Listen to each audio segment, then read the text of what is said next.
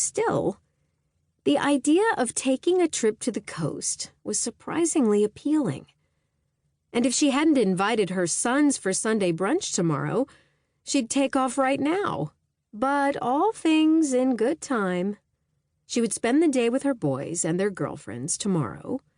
Then on Monday morning, she'd reschedule this week's appointments, make a hotel reservation, and leisurely venture on over for what she hoped would be an interesting trip down memory lane. It might even turn into a much-needed vacation.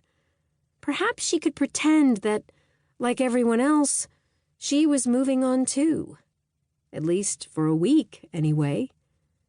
Because she had no doubts that after her restful week in Portside, she'd come back here and get her nose to the grindstone again.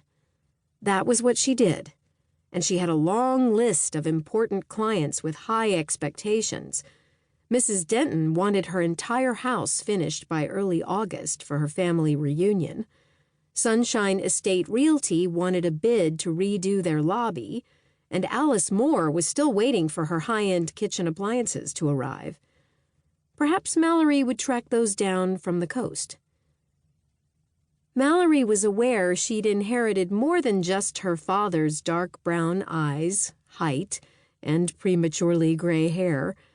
She ran her fingers through her thick, shoulder-length hair. It took her years to give up the dark brown dye she'd hidden behind since her late 20s, but ironically, now that it was shiny and silver, people often assumed she had it done at the salon. Besides Dad's physical looks, Mallory had been blessed with his workaholic ways. Early on, she'd blamed her obsessive work ethic on being the only breadwinner after Vince's disappearing act, but she suspected these habits went deeper than that. And although she'd always promised herself she'd slow down after the kids were launched, she was still going strong, and her clientele list was as demanding as ever, and growing. She'd get one client satisfied and, like whack-a-mole, 2 more would pop up. More people than ever wanted their homes redone these days. Sometimes, usually around 3 a.m, Mallory grew worried. What if she continued this hectic path? Would she work herself to death and follow her father into an early grave? Sometimes, again, only at 3 a.m, she'd even feel her heart fluttering frantically, imagining it was giving out on her.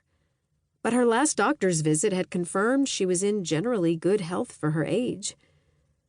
Although death was one surefire way to move on, it wasn't something she felt ready for. Despite knowing 50 wasn't too far in her distant future, she still felt fairly young and fit.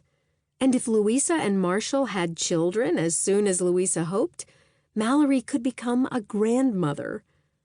Perhaps it was time to slow down some and reevaluate her life plan.